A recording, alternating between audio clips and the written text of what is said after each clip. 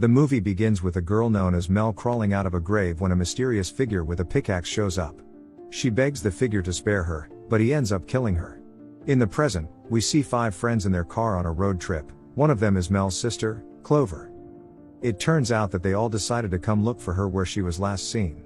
When they get to the store where Mel made her last video to her sister telling her how much she missed their dead mom and wanted to leave the house so she can recover from the loss. Megan, who has some sort of psychic power, asks all of them to join hands so they can tap into their residual energy. When they hold hands and it seems like they're about to gain some clarity, they are interrupted by the horn from a truck.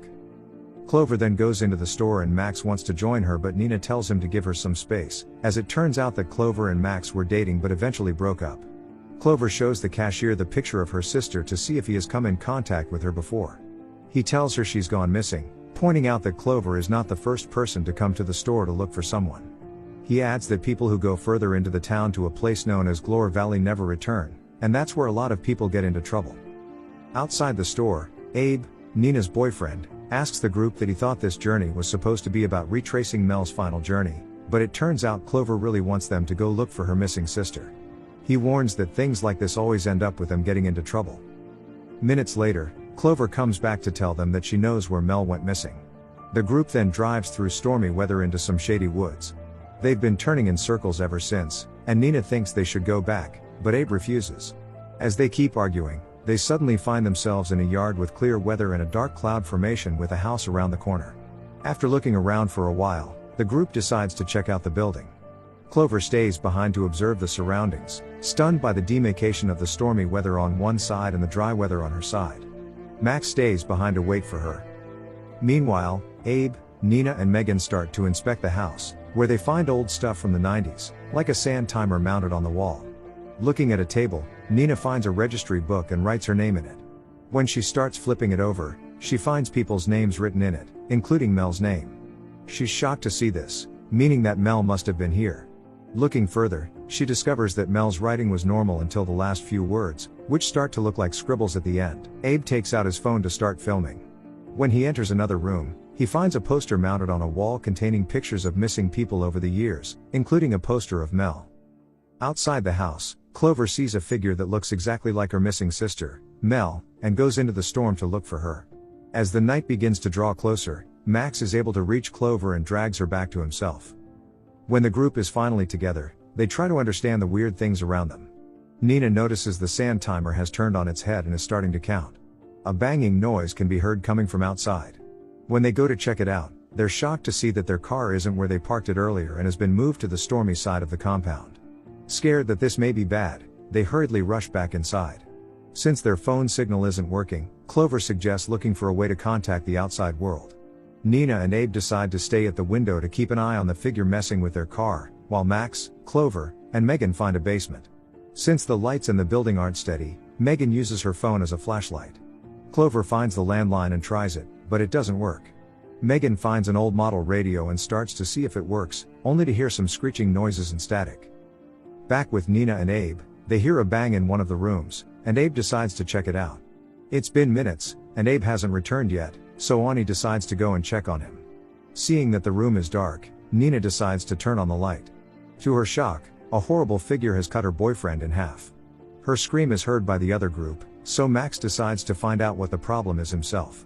Upon getting there, he's horrified to find the figure and Nina's lifeless body, so he runs back to warn the others to hide. While hiding, the figure passes behind them. Max sees an opportunity to strike, so he grabs a chair, sneaks up behind it, and smacks it, but there isn't any damage. He grabs the pieces to stab it, only for the figure to grab the wooden object and poke him through the eye as he falls dead. The figure finds Megan hiding in a closet and drags her out and starts to smash her face multiple times on the floor. Clover comes out of hiding and stabs the masked figure with a knife, but this doesn't do any damage. She runs out of the building into the woods, where she finds another figure that looks exactly like her sister. This distraction gives the other figure the opportunity to easily impale her from behind, and she falls down to her death.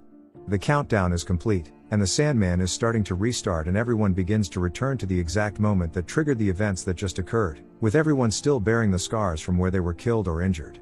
They remember what happened to them, and in the room with the missing people's poster, the group pictures have now appeared as a fresh poster of the new missing individuals. Megan's psychic abilities start to kick in, so she tells the group she can feel the energy of the dark force getting stronger. Abe thinks it's best to find their way out of the building and leave this haunted place, but Nina rejects the idea of leaving the house because the masked figure might be out there. She reminds them that they were all murdered just 10 minutes ago and that her name has already appeared twice on that registry book, just like Mel's, meaning the night is just on a loop and repeating itself. The lights begin to flicker, and a loud slamming of a door can be heard. When the group checks, there's no one there, but the door keeps opening and closing on its own. Abe holds the door closed, and Max uses an object to hold the doorknob. Seconds later, Mel's voice can be heard crying for help outside the building.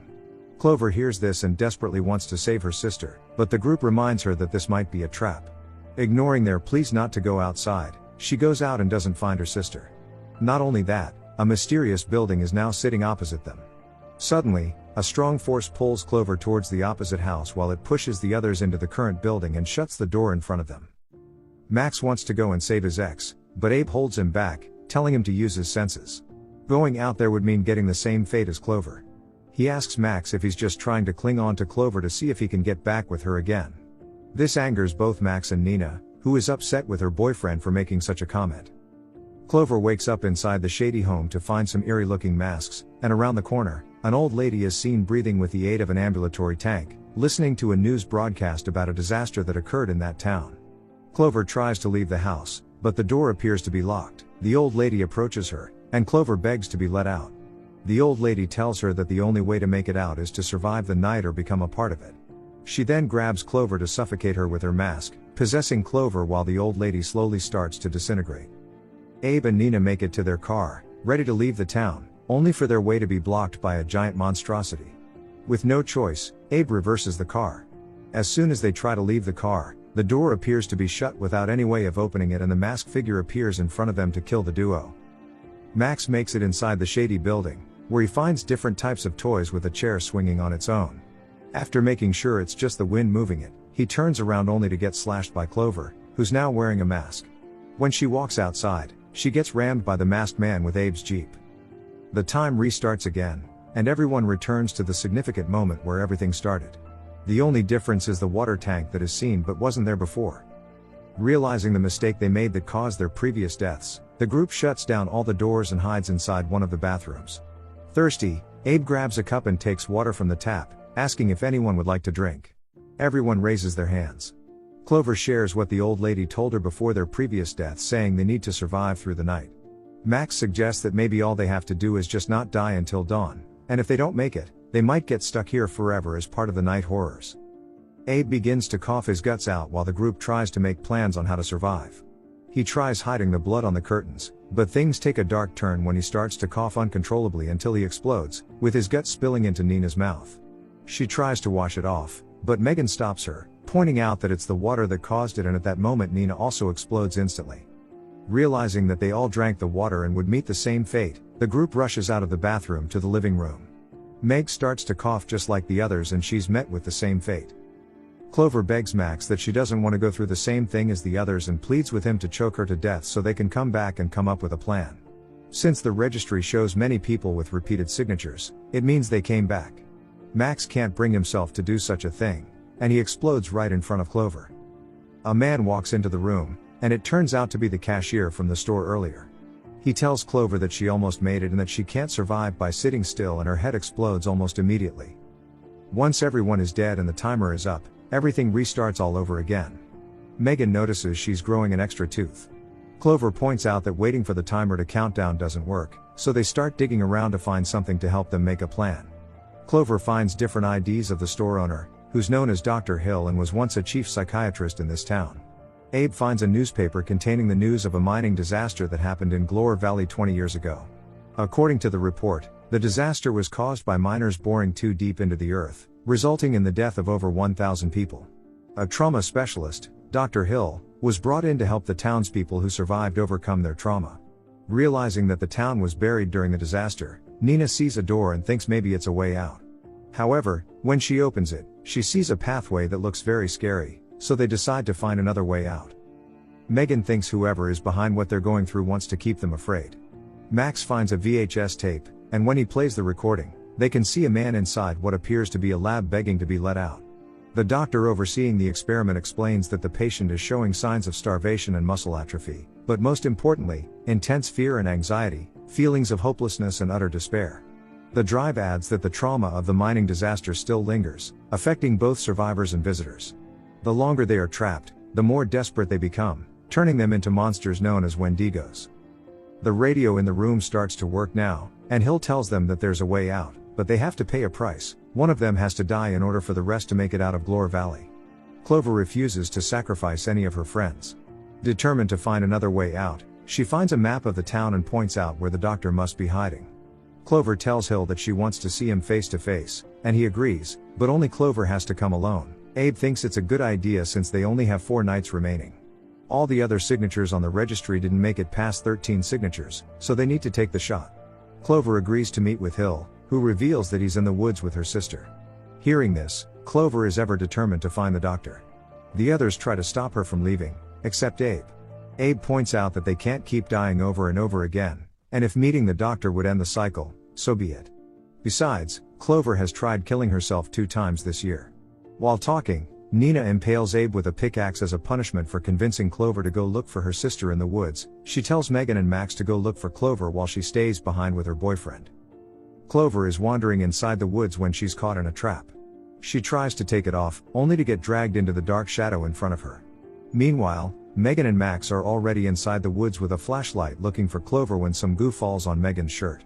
Looking up, they're horrified to find a Wendigo, so they start running toward the house.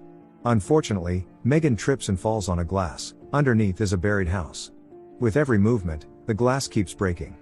Max grabs her hands to pull her over, only for the Wendigo to jump on Megan, both falling into the underground building as the creature drags Megan's body into the shadow. Max manages to find Clover still alive but trapped. Mel appears from the shadows as a Wendigo. Before it can attack them, Max quickly grabs a mouse trap to use on Mel's face. This buys them enough time to run further into the woods to hide. Clover begs Max to enter this time, promising that they will return to fix things better. Max reluctantly agrees and slashes her. Now left alone, Max drinks some water droplets and explodes in front of Mel. Just as Clover wakes up to another cycle, Abe is starting to feel something on his back, and when he shows the others, it appears he's mutating.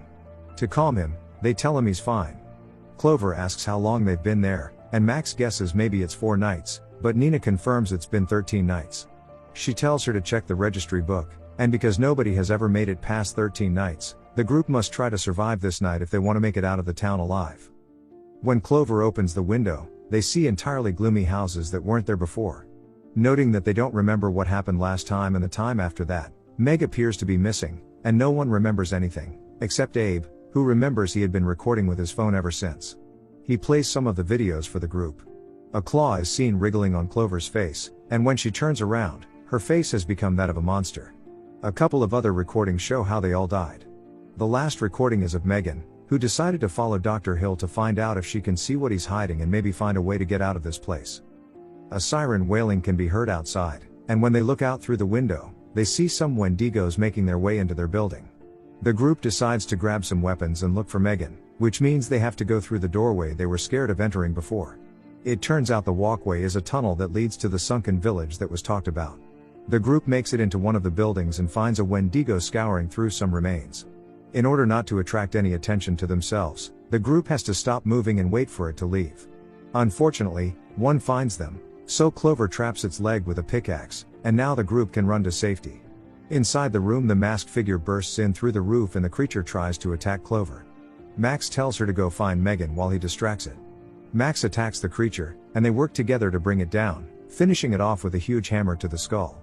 On the other hand, Clover is attacked by Mel, but she's finally come to terms with reality and pushes her onto an iron on the floor, killing her instantly. Clover finds Megan trapped in a lab with a Wendigo chained opposite her. Clover goes to the other room to find the key to the door, only for Dr. Hill to close the door behind her. Looking through her file that was left on his table, Dr. Hill tells Clover that she's been an intriguing patient, as she suffers from severe depression, extreme anxiety, and 2 failed suicide attempts. He explains that every monster she has encountered in this valley has been a manifestation of her own fears.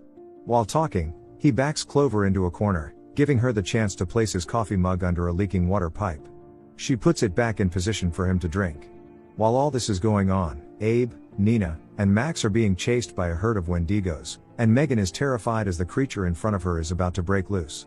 After drinking his coffee, a few seconds later, Dr. Hill starts to feel unwell. Realizing what just happened, he tries to attack Clover, but she pushes him farther away from herself, and he explodes. Clover is able to grab the key and rescues Megan at the last minute before the Wendigo gets loose. Together, they make it out and immediately shut the door behind them. This is far from over, as other creatures are now chasing after them.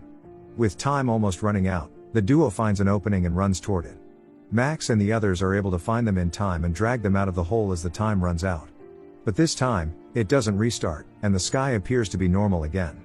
The once never-ending storm eventually stops. Abe is already in his car, asking the group to get in so they can leave immediately. Thanks for watching. If you enjoyed the video and would love to see more from this channel, please like and subscribe.